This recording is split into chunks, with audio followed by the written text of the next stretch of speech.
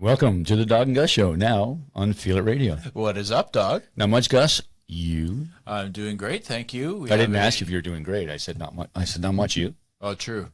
How you doing? Well, I'm doing great, thank you. As I was saying, you weird evil man. No, we have a wonderful guest today. We have a very important part of the Ottawa music community. She is a workaholic, to say the least. Busted. No, yeah, she's amazing. Her name is Melanie, and thank you for coming. Thanks for having me. It's nice to see you guys. Yeah, we've been chatting with her a lot. We obviously, when you put together the CMA awards, we will get into that for sure. But you've been putting together a lot of different amazing events in Ottawa. Actually, you've kind of created this. We always talk about how the Ottawa music community is growing so fast and doing so well, but I think you're a big part of that. So you should be proud of yourself, to be honest. I think that you're doing such great work over there. And do you find it? Do you find that? Do you see how it's growing? Just all the hours you're putting in and all the effort you're putting in is starting to come to fruition with some extra events and people praising you. Yeah, thanks. As they should, Words. by the way. Yeah. Yeah, I mean, like, really, what I love doing is like connecting people and building community. So those are like my two main goals. And to me, this is like the perfect job to do that. And it's really a whole village behind the Ottawa Music Industry Coalition because we're member based. So it's really everybody taking part and creating what it is that they want to see in Ottawa. And so it's by no means like an organization that's coming in and going, you guys do this, you guys do that. It's really a collaborative effort, and it takes a massive amount of people to make this happen. And we're all grossly underpaid. So yay for us for doing it from our hearts, you know? But that's the thing with music and art in general, is that you get people that, the people that stick around, I should say, are the ones that are doing it because they want to do it, because they feel like there's a calling for that. And then the more you kind of plant those seeds, the more you can attract more of those, great butterflies around, or bugs, whatever. But it really takes a whole village of people doing this stuff. And so, kudos to the Ottawa music community for really like stepping up and creating something interesting that has always been here. And, our job as OMIC is just to bring more things to the surface and help flow the money into the music industry here. Very good. Yeah, that's awesome. Like Gus said, you got a lot of stuff on your plate and all over the city. So we're going to talk about them. Obviously, I wrote them down, but I'll talk about the one that I've been going to check out, which is Songs from the Shed. I heard that you've been which is at a pretty cool thing those. that happens down at Spark Street. It's a rumor. It might be true. Dog's crushing it. He's been really, and it's great music, obviously. Yeah. And the event, and we talked about it briefly when I met with Melanie. It was, it's such a great idea, And yeah, Dog's been a lot. I have, and I'll be going tomorrow. Oh, great. Yeah, they're every Tuesday and Thursday until the end of September of 2023. And we love that, this was Spark Street that made this little shed between O'Connor and Bank on Spark Street, which is a pedestrian walkway.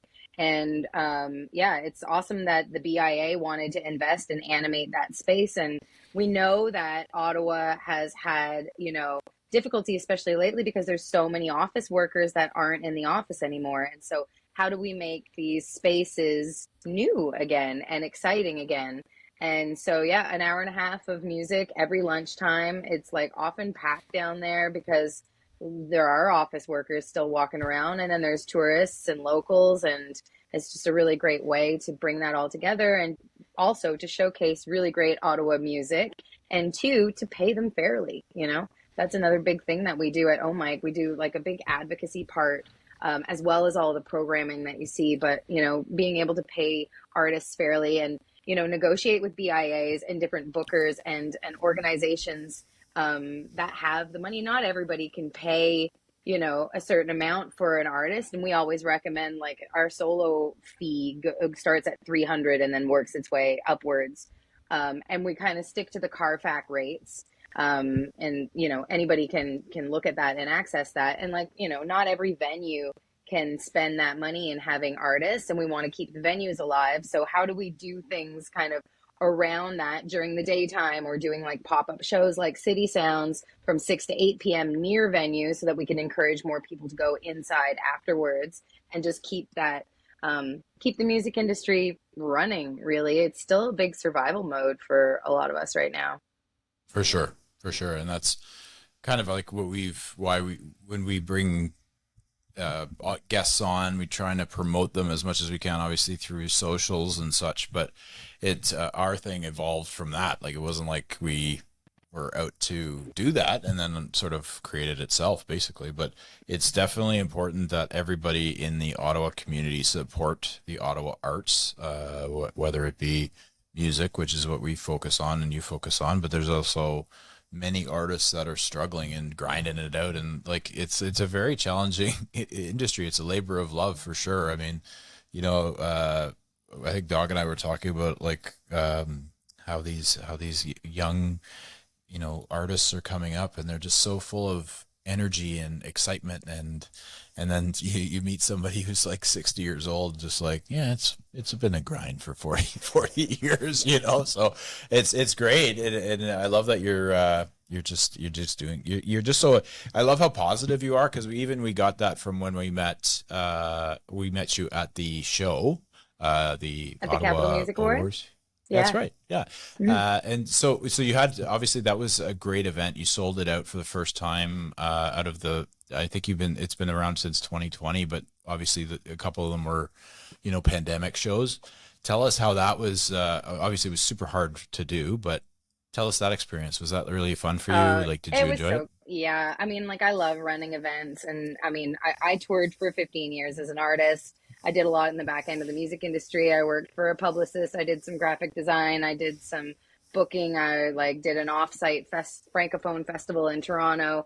A lot of like showcases at conferences and stuff, and and waitressing in between. But trying to learn about the music industry hands on by taking on these jobs. And the music industry needs so many people doing so many things. And as an artist, especially in Canada, I mean, it's a bit different in the US, where you have, more sort of set roles, I think, because there are more people. But as a Canadian artist, you need to wear many hats and figure out how to write your own press releases and your own bios, and like, how do you reach out to media? And, booking artists was helpful for me, because then I could like reach out and connect with folks, and, have like a residency at a bar where we'd play every Tuesday night. And it was up to me to find the other artists that we would play with. So that grows my community right there. So the definitely the event management part of things is really something that is close to my heart. And the Capital Music Awards has grown into something really beautiful. So it did start in 2020.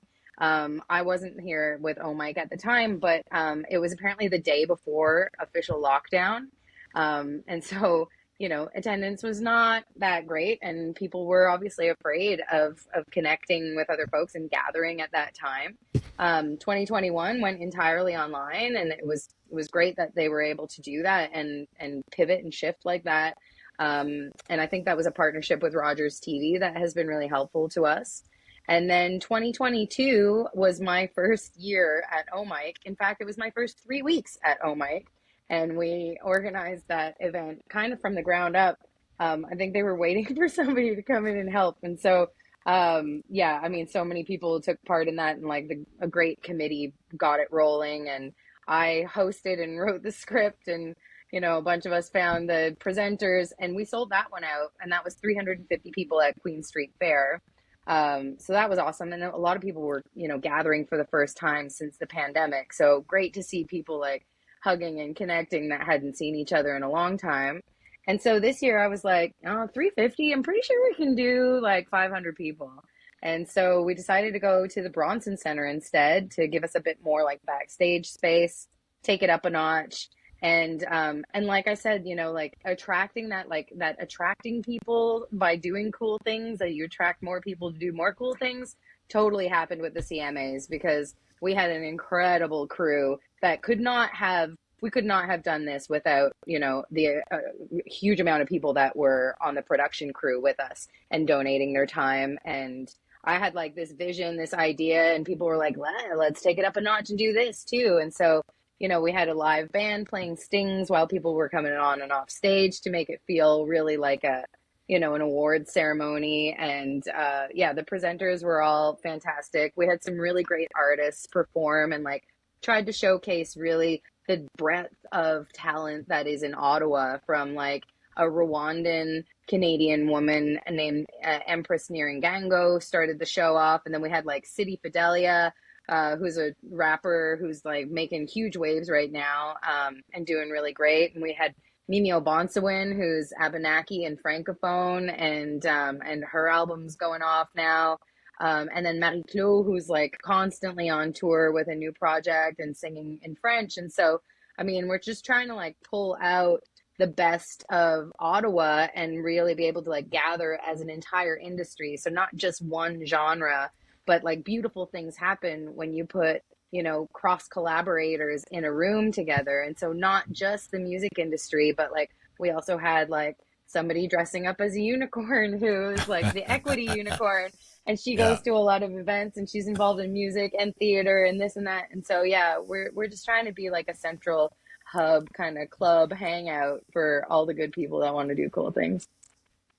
So we're going to take it up a notch next year. Where are you playing? Where are you going to plan it for next year?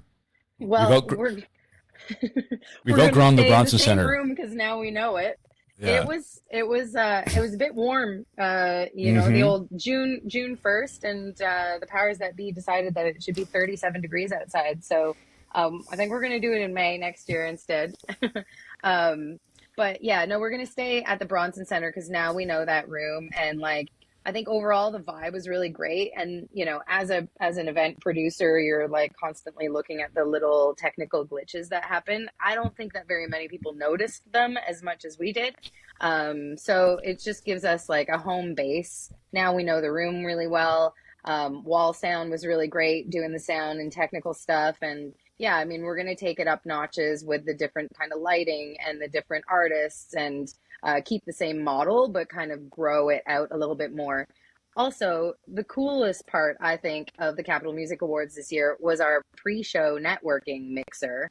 And so we had like VIPs and sponsors and media and all the nominees in a room hanging out for, you know, an hour beforehand.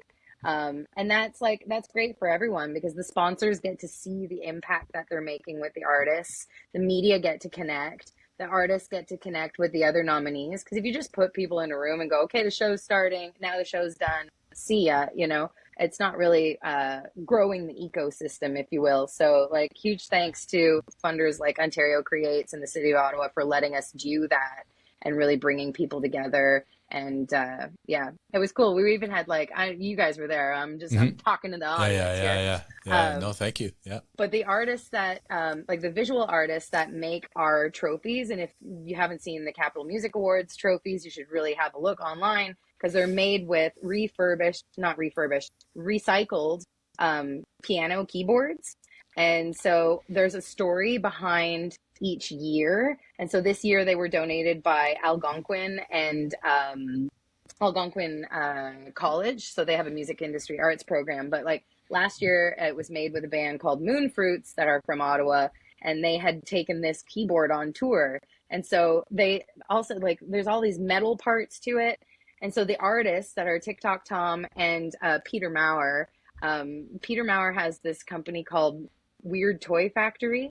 And so that was all the visual art that was at this pre-show mixer. And they're like dolls' heads and this weird kind of like metal structures. And so we wanted to like really highlight what they were doing and showcase not just the music, but like what's behind the music and the visual art on that too. That was, you know, it's funny because we were there and it was, the art was just so incredible. The Bleeding Heart one was one that sort of stands out to me.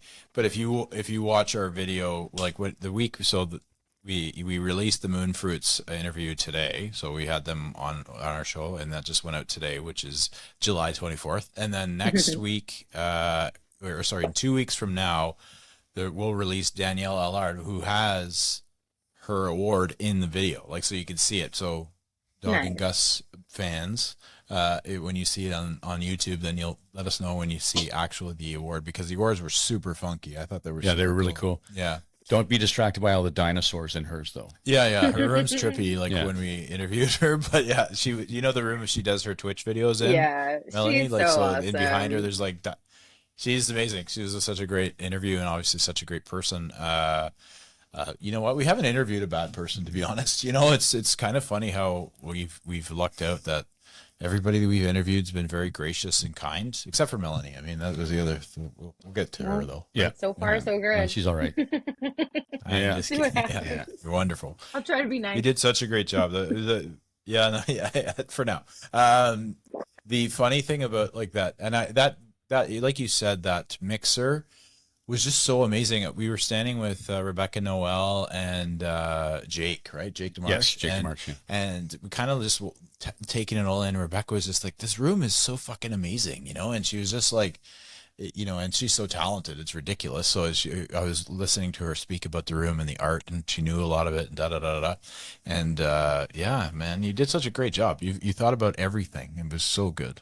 I can't imagine how much work Right. went into that, to be honest. It was, yeah, we need to start earlier this year because next year, this year we had about 6 months of planning, and I could definitely use 8 or 9 months of planning for that. And it's so bizarre I mean, this is the nature of the game. This is what I've done for a long time, but like you spend so much time on one event that lasts 3 hours, and you like create this bubble vortex of time in that thing, and then poof, it's gone, you know. Like I used to go to these folk music conferences. I mean, I still do, but Folk Music Ontario and Folk Alliance, where you take over a hotel, an entire hotel, and like a couple of floors, you turn the rooms into venues, into little venues. So you can have the beds removed, you can kind of redecorate as long as you don't put any holes in the wall and stuff.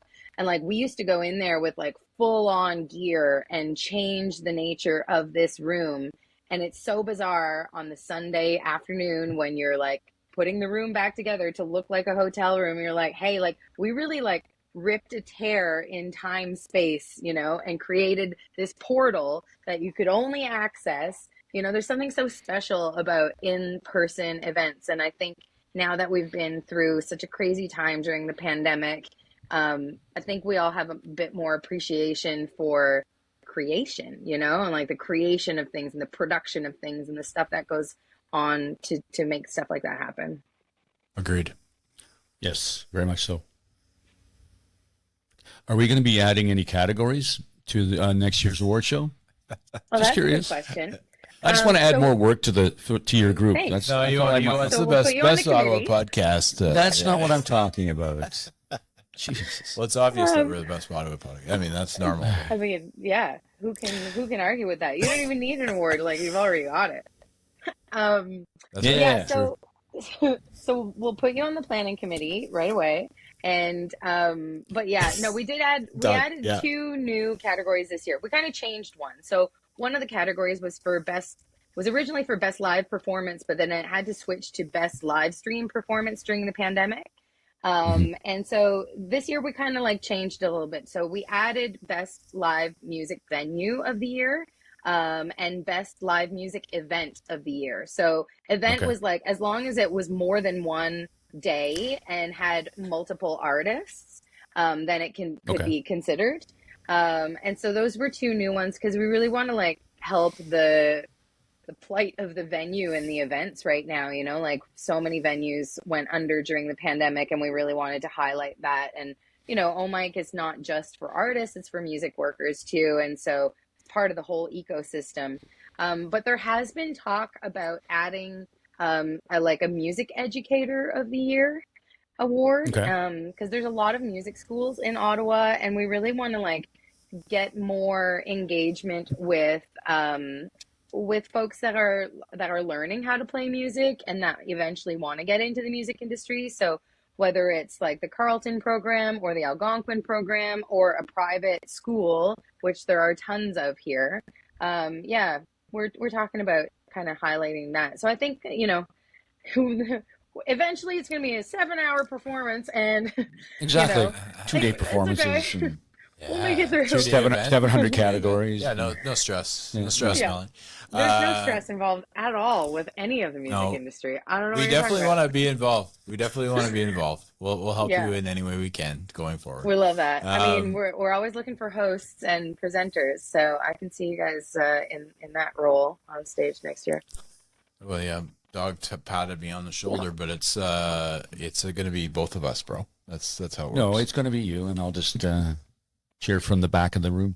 No, you're going. You're going up, bro. You want a part of this? You're in, man. I don't care. You're getting over your fear. That's it. So tell us a little bit about you. Like, so where did you grow up, and then what was your passion? When did your passion for music start? I grew up in Cornwall, Ontario, and I lived there until I was about 19.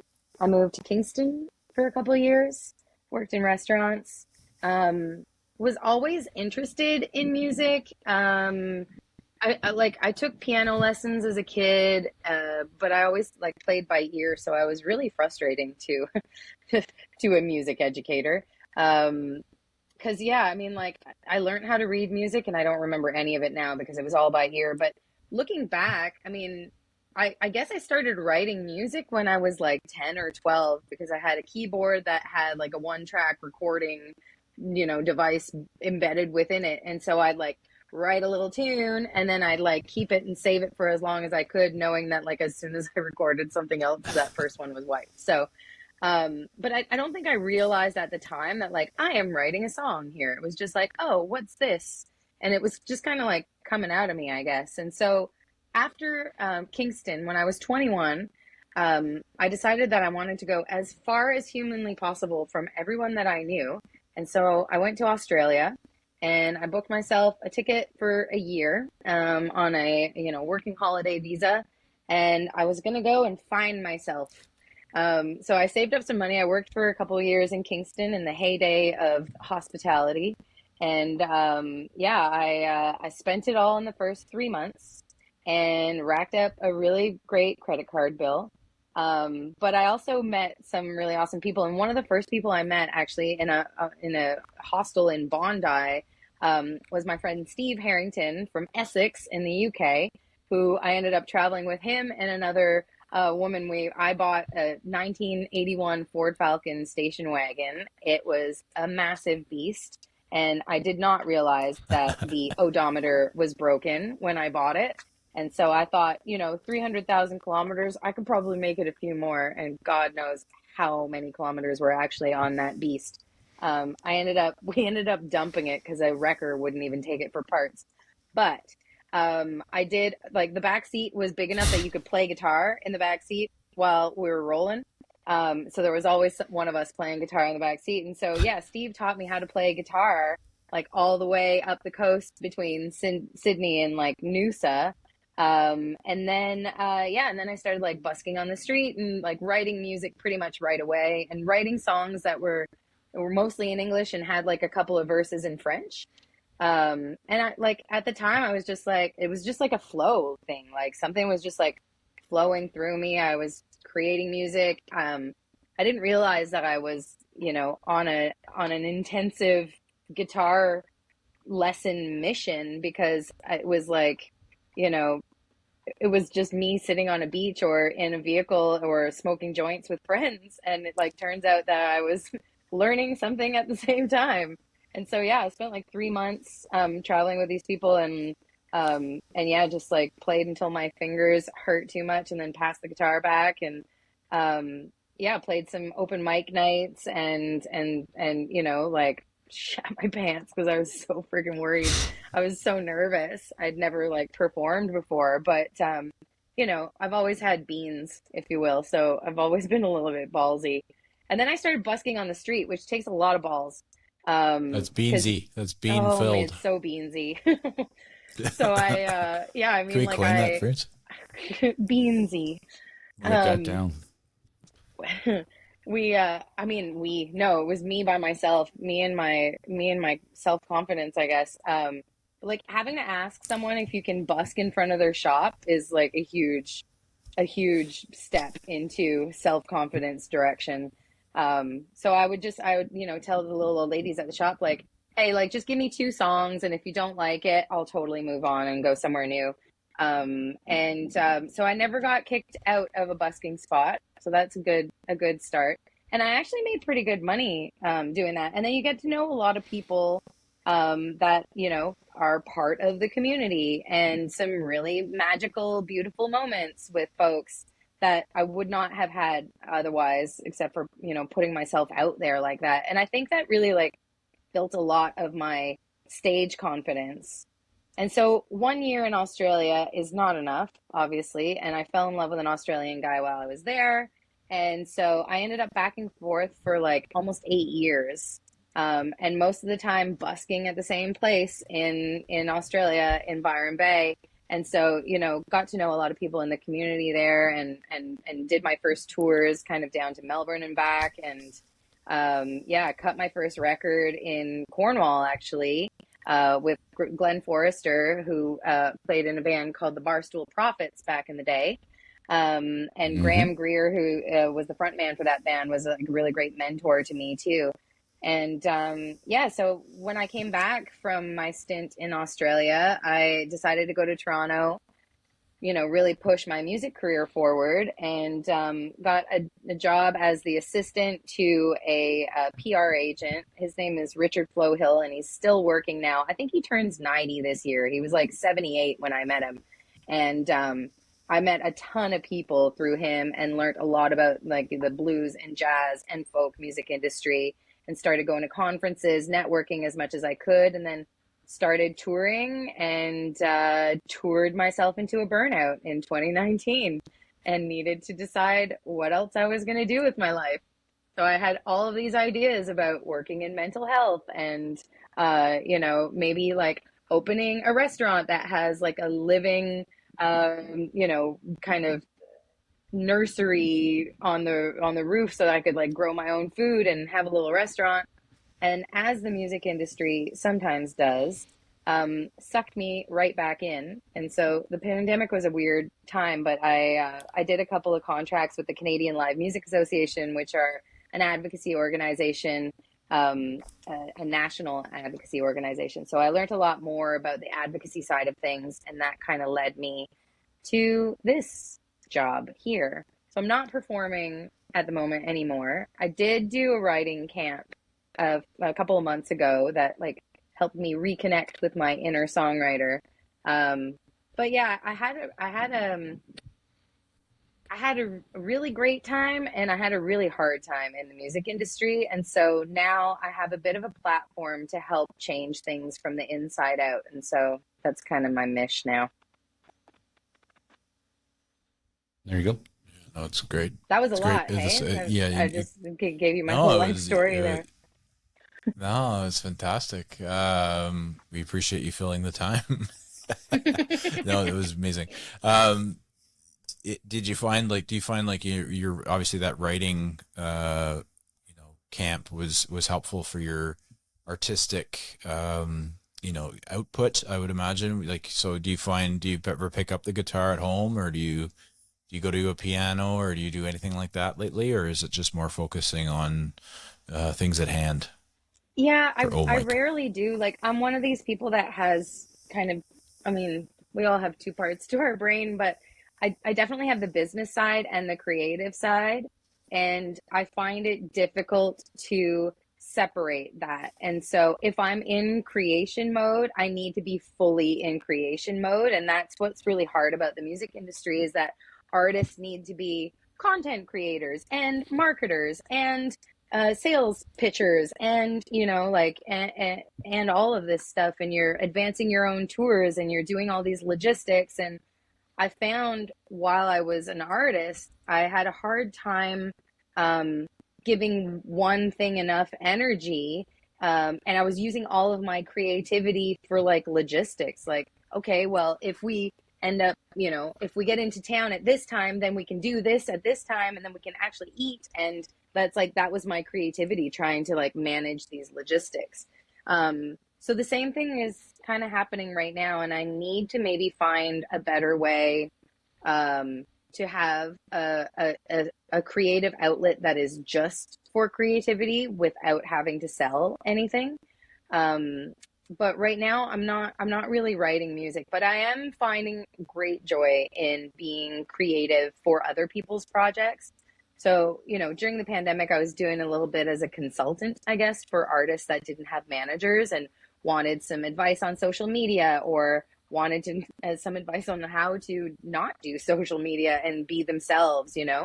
Um, so, I really like working on other people's projects, and that part of things hasn't gone away. And so I love it when an artist is like, "Hey, can I like run this album past you and tell me what you think before we get it mixed?" Like, or, learning about what people's goals are and how to kind of get there. Yeah. And then, I do some landscaping and I spend time in the country, and, yeah, I guess She those, sounds like I me. don't have enough creative outlets right now. You do that No, too? Oh yeah, you sound a lot like me. much more talented than you. She's very much Yeah. more talented than I am, but I do. Well, I spread around 7 tons of stone yesterday on my property, but I do. My outlet is more. I love to garden, and I love to. That's my artistic side is more that, and this podcast, of course. And then you made such a good point of how to use social media the right way.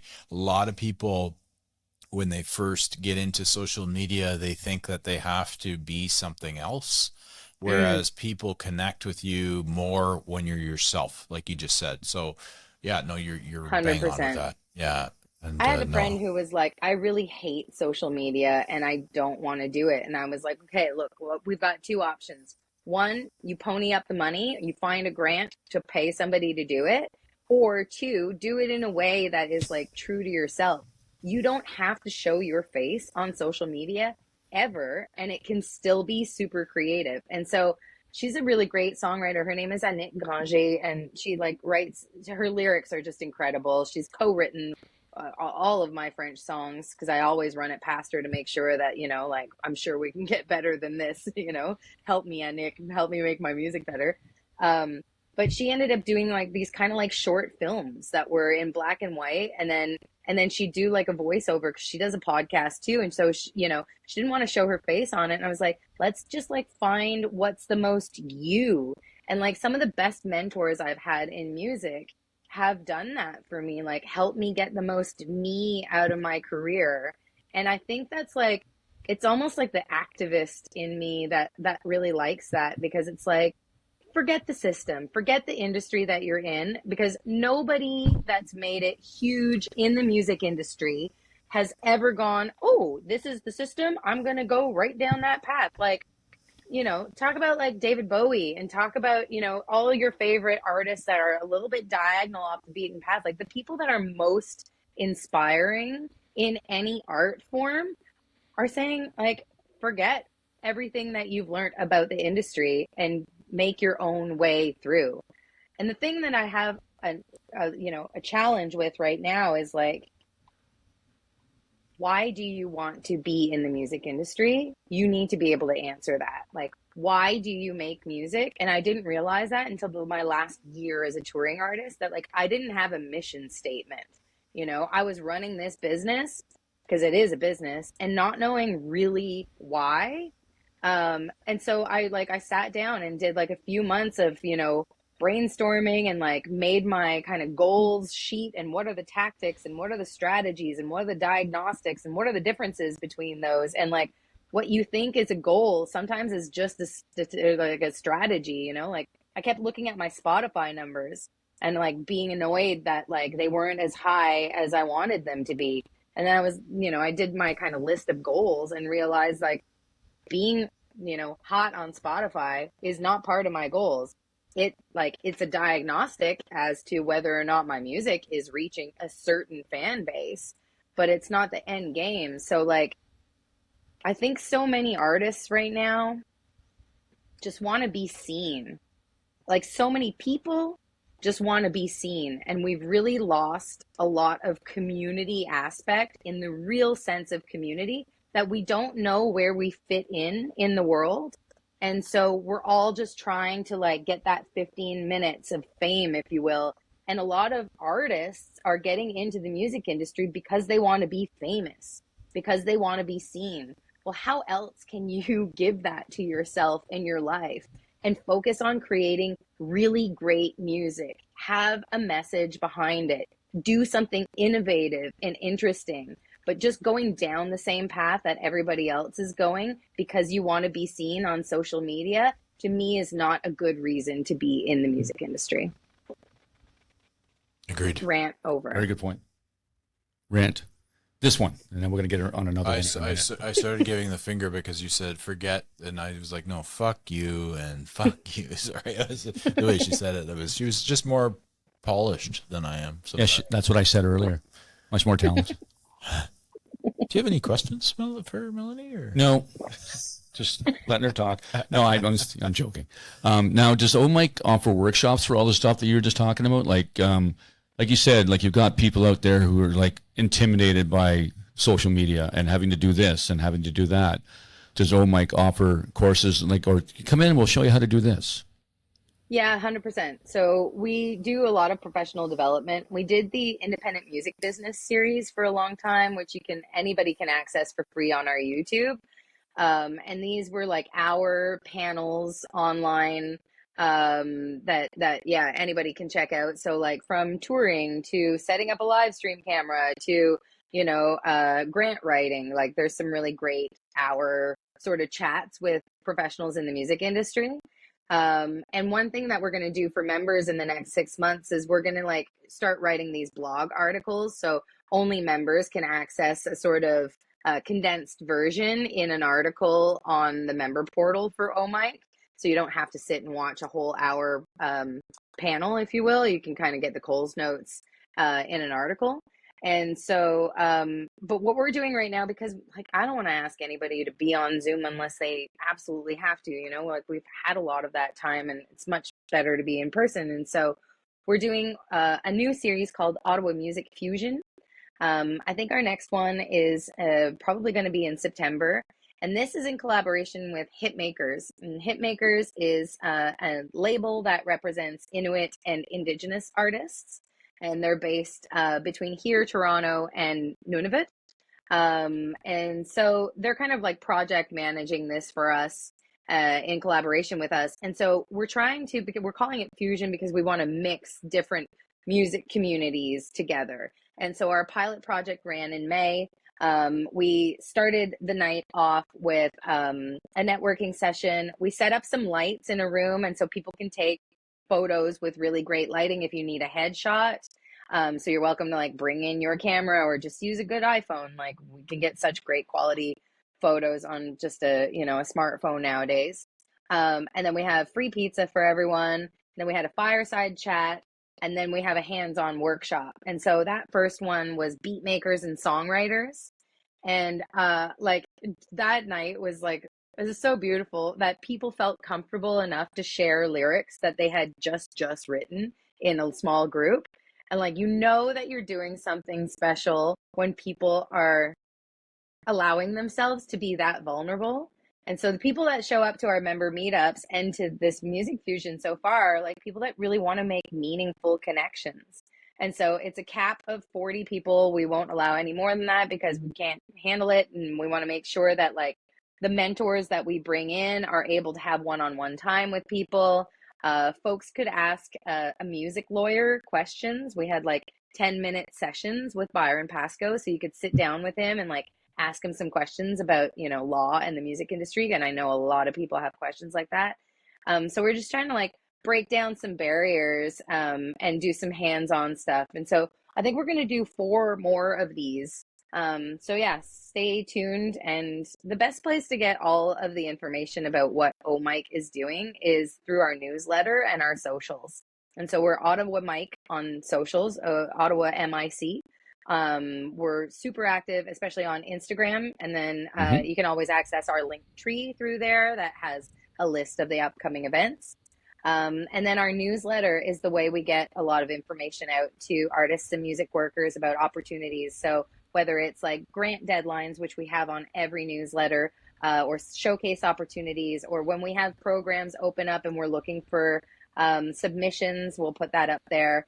And other, fun and exciting things that are happening. We always have a member spotlight. So something that's interesting that's happening for our members that they want to help promote. We do a feature Friday online for members as well. And so you send us a little video of what's happening and we put it out to our 5,000 plus followers. So yeah, there's so many ways to get involved with OMIC, and it's a good people only club. So come if you're good people. See what? We're members, by the way, You guys are Dawg. good people. Yeah, You guys are we're good members. Just I'd like to think we're good people. well, most of the time, yeah. Yeah, I mean, we have our off days. I find whenever I'm around you, I become something. Anyway. Uh, Can I ask you a whimsical question? Please do. I like asking whimsy. What's your biggest pet peeve? What's my biggest pet peeve?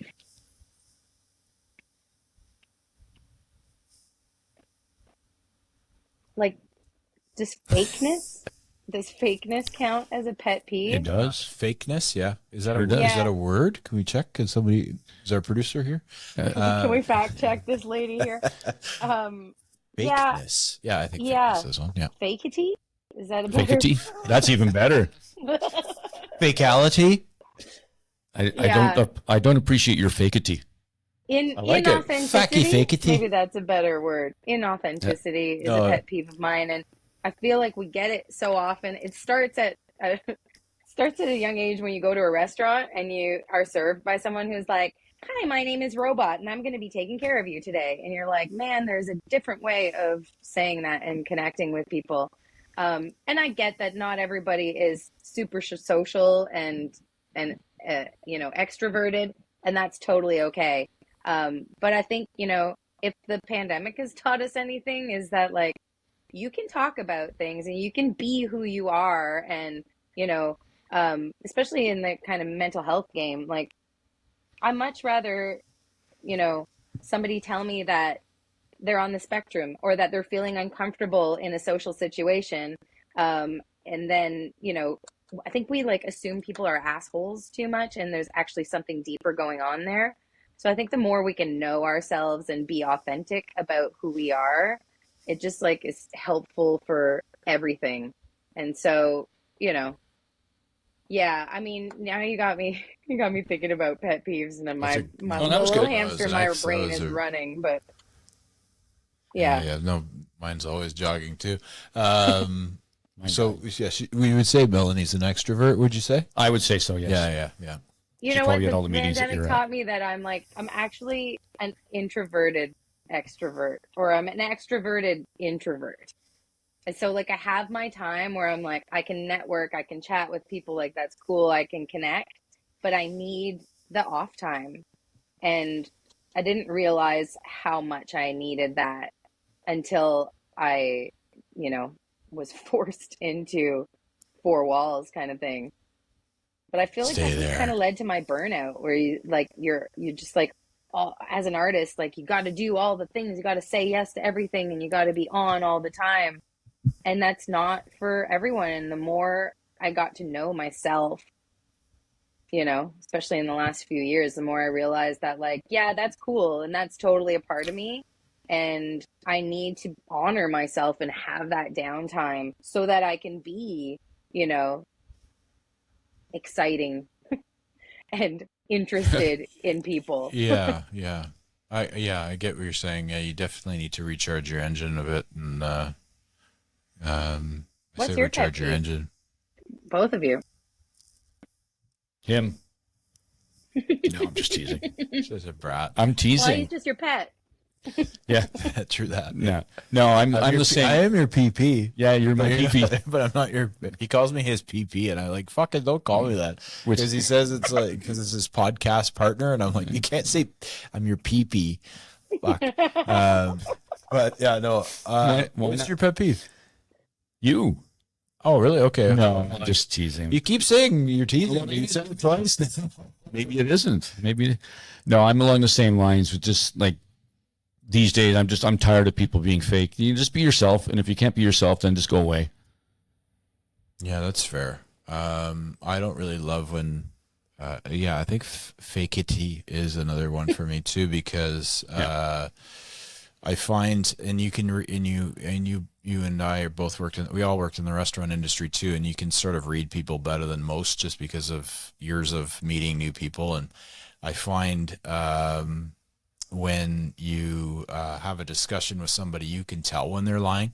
And like, I don't know, it came with my age. I think I'm 42 now, and it's like you kind of look at someone, you know, they're full of shit, and I just sort of, I don't really, I don't confront them or anything. It just doesn't appeal to me. I just walk away, or I just never really take any time for that person. You know, I don't like to be taken advantage of either. That's another one. Yeah, So that's a big one. we're all on a journey, hey? Like, you know, you don't know what you don't know, Yeah, and I but think that what you, also sorry, like you just to don't put need to on be that around point, that. exactly. And what Yeah. I want to, sorry, point out what you said about how we don't know what's going on with somebody either, right? Like they could be on the spectrum, they could be having challenges, but take your time. You're not going to think they're an asshole right away. You got to actually think positive, which I really thought that resonated with me when you said that. True enough. Now, so we'll keep it Yeah. on the whimsical side. Are we really? Yeah. Yeah, I think I Okay. will. Yeah. It was fun. Yeah, we might as well. Yeah, we'll keep it to whimsy for a little bit longer. In your musical collection of music, I like to ask this question because, you know, it's fun. What's a guilty pleasure? Then ask it. I just said, what is a guilty pleasure musically? A guilty pleasure? Yeah, something that would, come on. Oh, Melanie, really? You know, Like, are they I feel like you are have they some guilty though? doozies. well, Like, it's, Yeah. I maybe that's the wrong word to use, but, you know, just something like, you know, you kind of I look at Gus and I say, yeah, Celine Dion. No. And he goes, no. But, you know what I mean? Like something like that. some old Celine Dion, like Whatever. her Whatever. first record, or some that like classic. Listen, that I one? have nothing against Celine. I just was never my bag, you know. I know, but you know what I'm asking the Of question, course, right? Like, you're you know, asking if you like, say you were having a record collection, which usually says is if you was to look through your vinyl and like or your albums of whatever you have or your playlist on Spotify, what would be something that would be like shocking for everybody? Is basically what you're saying, right? yes, I that's what I'm saying. my my music collection is very, very broad. So Robust. I'm really into some like Turkish inspired music lately. There's a band that I love Whoa. from Sweden called Dina Ogon that I really love and I listen to a lot. But like the guilty pleasures stuff, there's a song that I really love called Ella Ella by France Gall, I think. That is like this 80s 80s French tune. Yeah. I'm also into some like Nana Mouskouri. Ooh. Anna Um, Muscuri, my mom loves yeah. her. So does I mine. know. It came from my mom too, you know. No doubt, no doubt. But That's what I yeah, was I asking for. mean, like, yeah, there's some. I listen to a lot of psychedelic rock, so you know, the Black Angels are probably my favorite band, and they have a really great new record. What is it called? Something Mirrors. Um, Wilderness of Mirrors. Anyway, they're a band out of Austin that just like really good, gritty guitar tone, really drum driven. I love like a one note solo where it's just like meow, meow, meow, meow, over and over again. Yeah, I'm into a lot of psychedelic rock. But then, you know, I listened to when I was touring after a show, only classical without lyrics. Could not listen to any lyrics after, you know, performing a show and like because I just like tune into the lyrics and I start analyzing. So we'd get into the car and like look for the classical radio station of whatever but fuck nowhere town we were in and listen to classical music. But yeah, a few things that I don't love, like I don't love new country unless it's got really great songwriting, which some of it does. Stapleton. Um, but oh, yeah, I He's mean, okay. you know, he's great. But and like I don't listen to a lot of poppy pop, but I get down with some Harry Styles. So Oh, yeah. There you go. yeah. That's what I would look and go, oh my God, Harry Styles. No, Harry's a big star, man. You know it's not the same. I can listen to that. Not in over my and over house, again. he's not. He does have he's got a good vibe, man. It's pretty good. Yeah.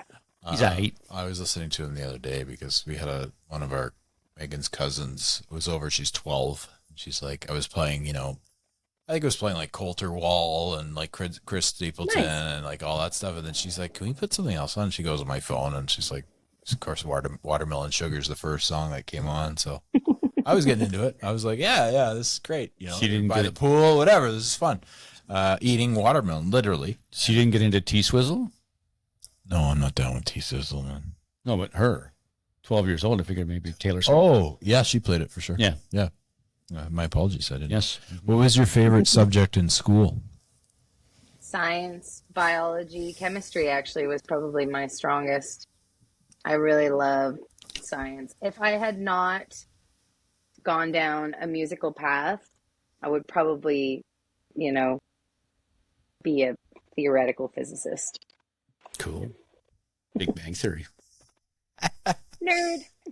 Yeah, I wow. I watched- was like, I what are you like? I'm just going to be theoretical- super artistically talented, or I'll be a physicist. I nearly went to Physicist. university.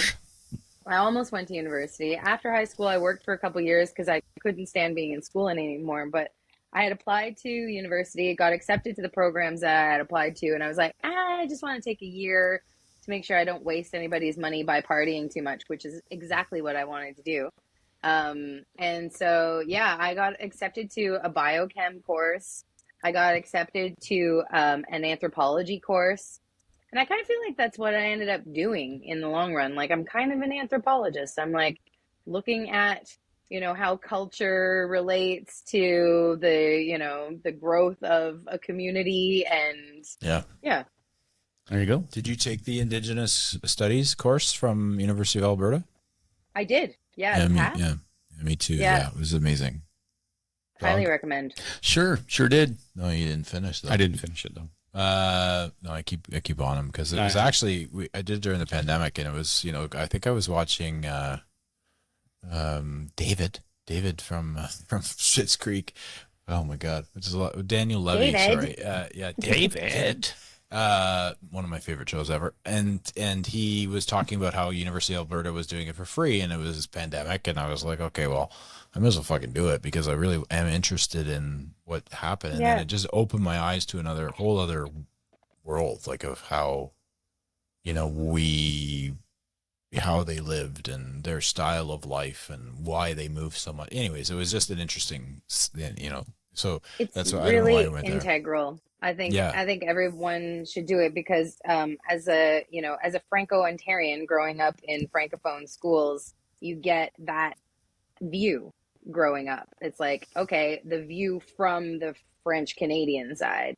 And I'm sure in English, you get that view, but you got to look at who's creating the curriculum, right? And so if you're seeing curriculum created by the Indigenous community, you're maybe getting a different angle that you haven't seen before. And that's the first step in realizing what it looks like to try to reconcile, many, many, many years of oppression towards people.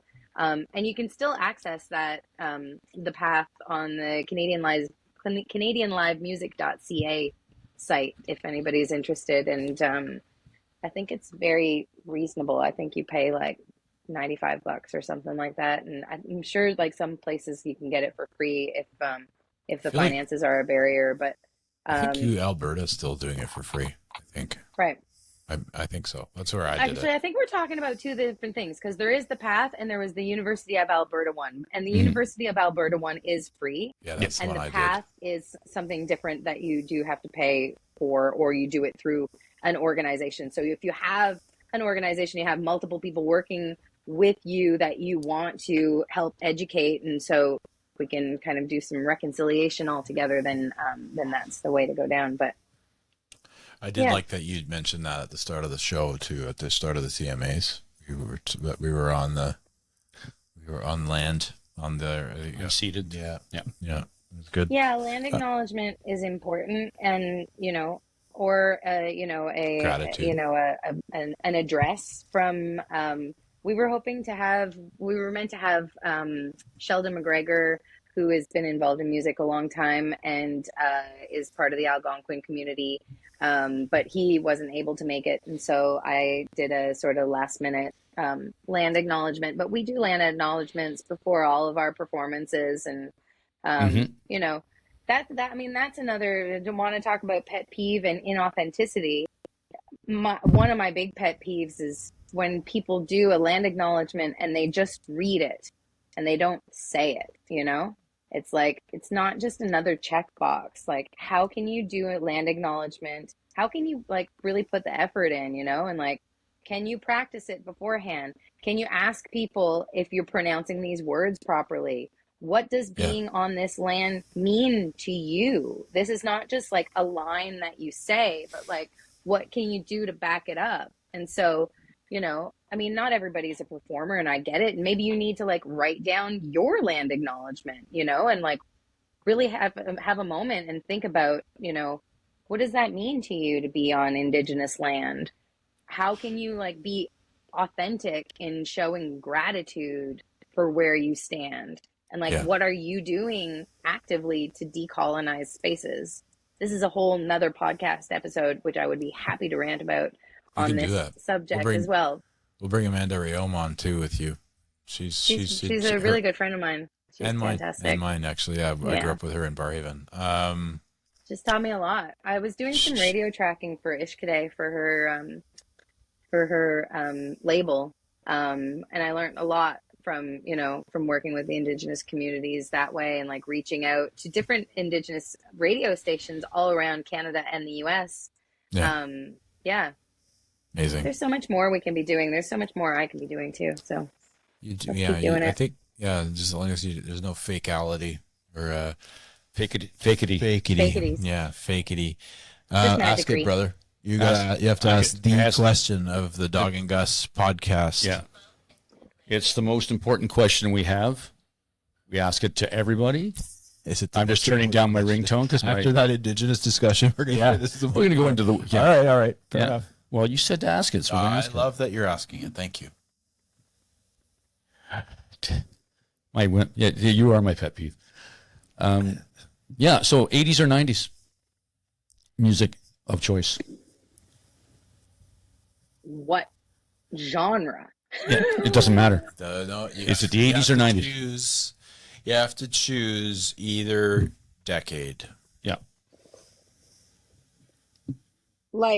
I'm having a hard time between Good for grunge. This is a hard question. That's why we ask. We ask the hard questions here at the Dawg and Gus show.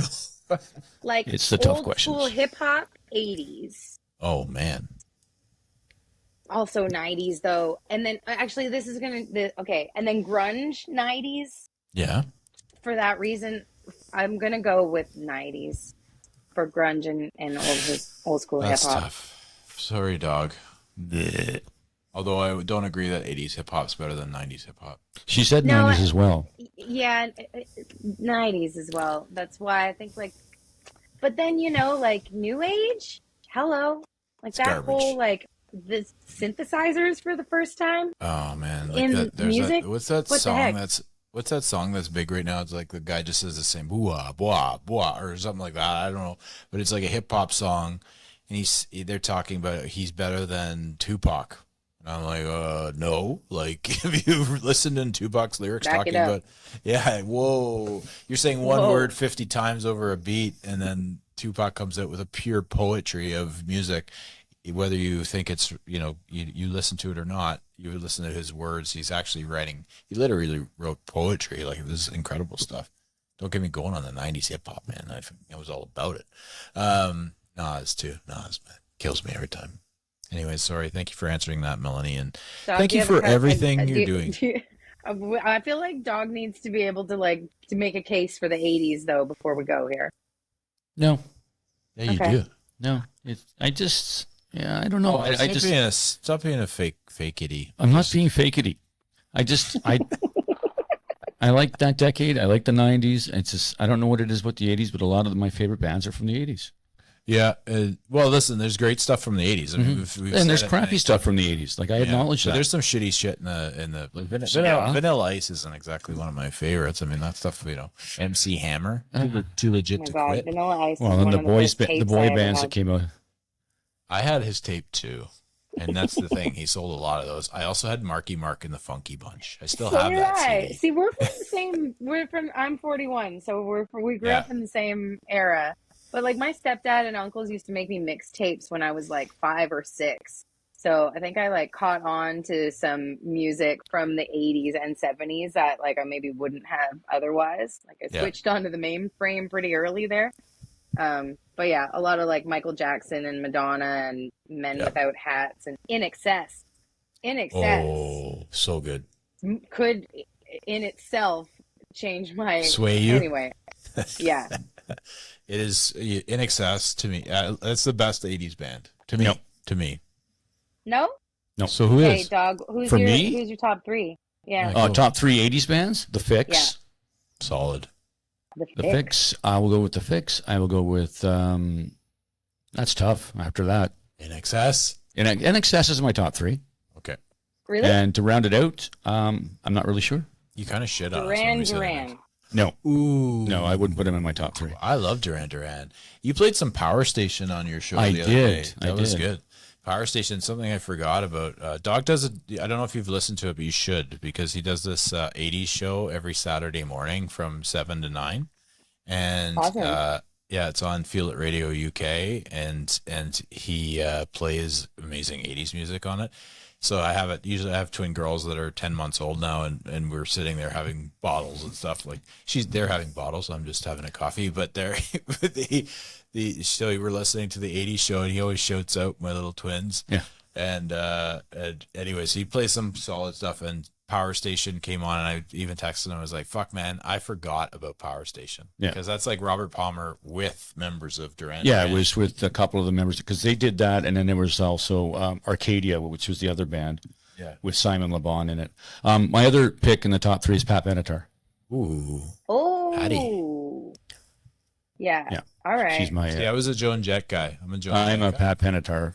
She was one of my crushes in the 80s. Her and Susanna Hoffs from the Bangles. Joan Jett just got me The going. Bangles. Oh my God, I got down to some Bangles as a young person. Walk Like an Egyptian. I remember Feels that. good. Manic Monday. Yeah. Oh yeah. Yep. In Your Room is a great tune. Yeah. Anyway. Well, Melanie, thank you so much for everything you're doing, everything you've done, everything you're going to do. And we appreciate your time. And it was so lovely to have a discussion with you about some things. And we look forward with our little partnership we got going on, and to keep it going in Ottawa, man. Yeah. Dawg and Gus, official partners of City Sounds Live. 20 live outdoor shows, free, family friendly, all around the city of Ottawa. Check it out, ottawamic.com/citysoundslive. Maybe there's one in your neighborhood. Boom. And just like that. And maybe you'll see Dawg and Gus in person there. It could happen. You might. I'll give you a signed T-shirt.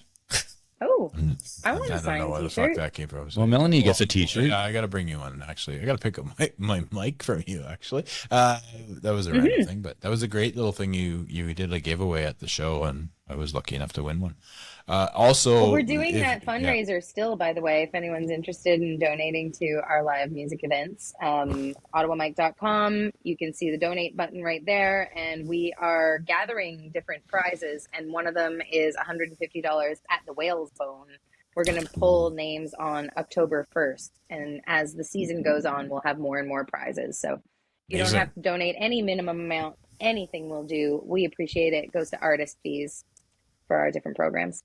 Yeah, check out ottawamic.com, because you got to get involved in the community. If you're a musician, an artist, if you just like music, go check it out. Become a member too. There's lots of awesome stuff there. Speaking of musicians, Alexander from Sunday Riot Club says hello.